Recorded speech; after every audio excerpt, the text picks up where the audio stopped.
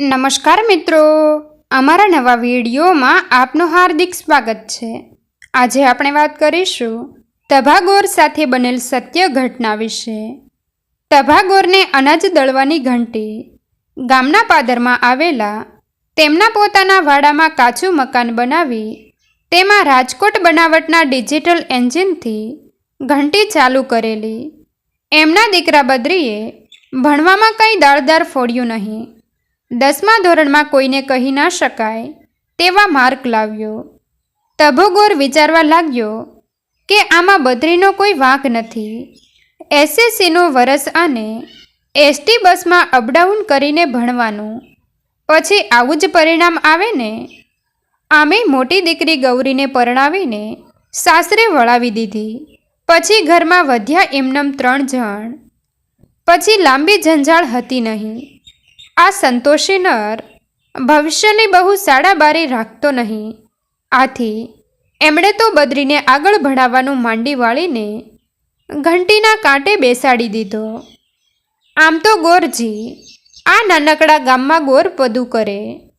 કોઈના લગ્નનું, છોકરાની વહુને તેડવા જવાનું કે ખેતરમાં હળ હાંકવાનું મુહૂર્ત જોઈ આપે। જેને જે આપવું હોય તે તેમના ટીપણામાં મૂકે। ગોરજી સંતોષપૂર્વક તેનો સ્વીકાર કરી આશીષ વચનો બોલે। વાર તહેવાર નક્કી કરવાનો હોય કે કોઈ તિથિ નક્કી ના થતી હોય તો લોકો ગોરજી પાસે જાય। ગોરજી વળી શહેરમાંથી લાવેલ પંચાંગ ખોલી આંગળીઓના વેઢાઓ ગણી જે બોલે તે ગામડાના માણસો બ્રહ્મવાક્ય ગણી શિરોમાન્ય રાખે। ગોરપદું એમને માફક આવી ગયેલું અને અનાજ દળવાની ઘંટી એ તો ગોરજીનો સાઈડ બિઝનેસ। આથી ગોરજીનું ગાડું આરામથી રળીએ જાય। એક વખત તભાગોરને ડિજિટલ એન્જિનનો એક સ્પેર પાર્ટ લેવા નજીકના શહેર પાટણ જવું પડ્યું। પાટણમાં ઘણું ફર્યા પણ નમૂના મુજબના માપનો સ્પેર પાર્ટ મળ્યો નહીં ને એક બજારથી બીજી બજાર ફરતા ફરતા એ તો શહેરની ગલી કૂંચીઓમાં ભૂલા પડ્યા। ઢીલી ખીચડીનો પાડો, સાચરનો પાડો, પીપળાનો શેર, આંબલી ચૌટા ને મેવાડાનો માઢ એવા કેટલાય મહોલ્લા વટાવતા વટાવતા એ તો એક એવી બજારમાં આવી ચડ્યા કે એમને તો ચિતરી ચડવા લાગી।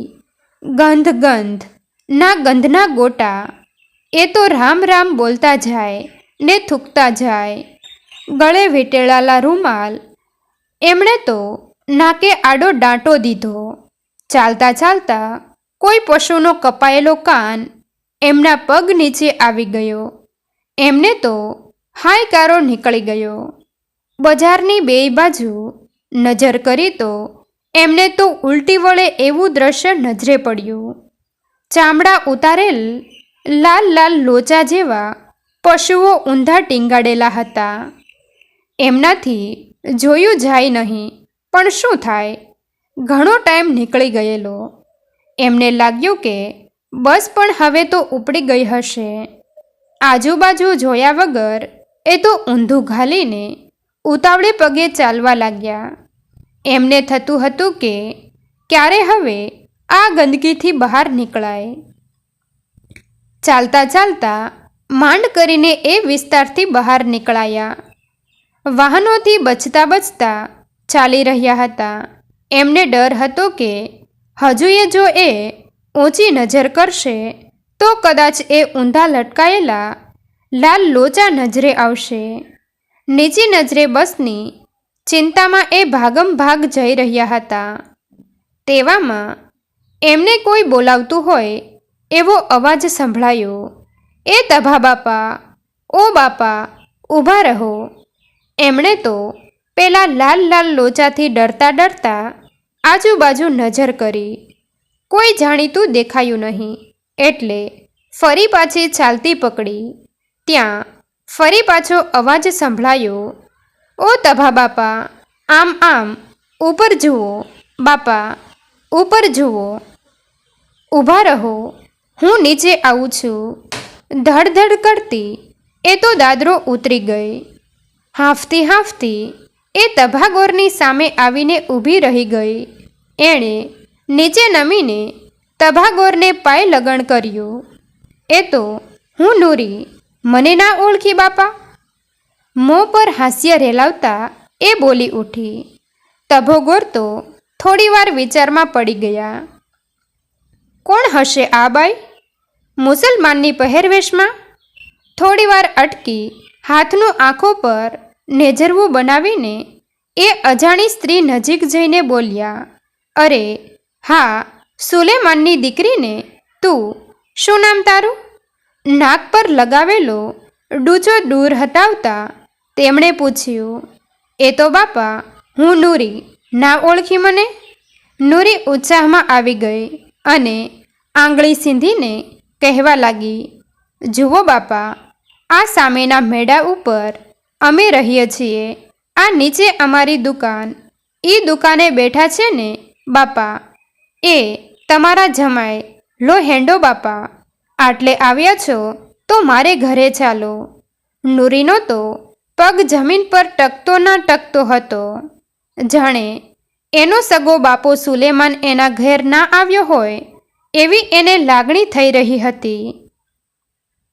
ના બેટા નૂર, જો મારે મોડું થાય છે, બસ પણ હું કદાચ ચૂકી જઈશ.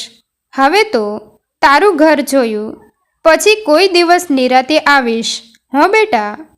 ઉતાવળમાં એ તો બોલ્યા, ના બાપા, ના જવા દઉં. આજ કેટલા દિવસે મારા પિયરનું માણસ મેં જોયું, અને એ પાછા ગોર બાપા તમે. એ તો બાપાના હાથની વજનવાળી થેલી રીતસરની ઝૂંટવી લેતા બોલી, પણ બાપા, મારા ઘરનું પાણી તમને નહીં પાવ. બસ તમે એકવાર મારા ઘરમાં તમારા પગલાં કરો તભા બાપા. નૂરી રડવા જેવી થઈ ગઈ. તમને મારા જમાઈ બાઇક લઈને 4 રસ્તા મૂકવા આવશે. ત્યાંથી તમને ગામડે જવાનું કોઈ વાહન તરત મળી જશે. ગામની દીકરીનો ભાવ જોઈને એ માની ગયા અને નૂરીના ઘર તરફ વળ્યા. આગળ નૂરીને પાછળ ગોરજી. રસ્તો ઓળંગીને એ આગળ વધ્યા. ત્યાં તો કોક કોક કરતું એક કૂકડું ગોર બાપાના પગમાં આવી ગયું. રામ રામ રામ એમનાથી બોલાઈ ગયું. એ તો પડતા પડતા રહી ગયા. પછી તો નૂરીએ એમનો હાથ પકડીને મેડીના દાદરે ચડાવી દીધા. ઘરમાં લઈ જઈને એમને ખુરશી પર બેસાડ્યા. આ તભા બાપા વાવડીના છે અમ્મા. અમારા ગામના મોટી મોટી મૂછોવાળા પણ એમને પાય લગાણ કરે છે. નૂરીએ તો તેની સાસુને ઓળખાણ આપતા કહ્યું. ડોશીએ એમને હાથ જોડી નમન કર્યું. પછી પાણી લેવા ગયા તો નૂરી બોલી, અમ્મા, બાપાને ગોળાનું પાણી ના આપતા. ગામના ભલભલા પટેલોના ગોળાનું એ પાણી નથી પીતા. અસલ બ્રાહ્મણ છે. જુઓ એમનું વહેત એકનું કપાળ કેવું જલાય છે. થોડી વારે આમેની તે સામેની હોટેલમાંથી ઠંડા પાણીની બોટલ આવી. બાપા, ગૌરીબુનના લગ્ન થઈ ગયા? બોટલ તેમના હાથમાં આપતા આપતા નૂરી બહાવરી થઈ હોય એમ પૂછવા લાગી. હા બેટા, આ તો પંખીવાળો માળો છે. પહેલાં સુલેમાનની દીકરીને પાંખો આવી અને પછી અમારી ગૌરીને. ટાઈમ થયો નથી ને એ ઉડી નથી. તભોગોર તો જાણે ઘરે બેઠા હોય તેમ વાતોના તડાકે ચડી ગયા. ઘણીએ વાતો કરી. એમના દીકરા બદ્રીનીને નૂરીના ભાઈ મોહસિનના ભણતરની વાતો નીકળી. છેવટે ગોરાણી ગોદાવરી માના હાલચાલ પૂછાયા. ભલે ત્યારે બેટા નૂર, હું રજા લઉં છું. પહેરણ ઊંચું કરી અંદર પહેરેલી દેશી બાંડીના ખિસ્સામાંથી એક પ્લાસ્ટિકની કોથળી કાઢી. એમાંથી 50 રૂપિયાની નોટ કાઢીને નૂરીને આપતા એમણે ઉઠવાનું કર્યું. ના, આટલા બધા પૈસા ના લેવાય બાપા. અને તમે તો પાછા બ્રાહ્મણ, હું ક્યાં તને રોજ આપવા આવવાનો છું. લઈ લે બેટા. અને તું તો કુંવાસી કહેવાય. કુંવાસી તો બ્રાહ્મણ કરતાંય વધી જાય. લઈ લે, ભૈલાના સોગંદ તું ના લેતો. તભોગોર તો ગદગદ થઈ ગયા. નૂરીને માથે હાથ ફેરવ્યો. નૂરીએ પણ પાપણ લૂછતા લૂછતા નોટ હાથમાં પકડી. નૂરીના ઘરવાળાએ ગોરજીને બાઇક પરથી 4 રસ્તે ઉતાર્યા. તભોગોર તો વળતું બાઇક દેખાતું બંધ થયું ત્યાં સુધી એક નજરે જોઈ રહ્યા. બદ્રી થોડા દિવસ પહેલાં છાપું વાંચતો હતો. એ છાપાનું એક વાક્ય એમને યાદ રહી ગયેલું. એ વાક્ય એ બબડ્યા, બેટી તો બેટી હોતી હૈ, ચાહે હિન્દુ કી હો યા મુસલમાન કી.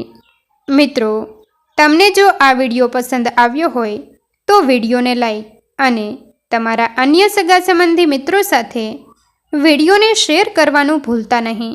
અને આવા જ નવા જીવન ઉપયોગી, જીવનમાં કંઈક નવું કરવાની પ્રેરણા મળે તેવા વિડીયો જોવા માટે અમારી ચેનલ સાથે બન્યા રહો. થેન્ક યુ મિત્રો. મળીએ છીએ એક નવા વિડીયો સાથે. આભાર.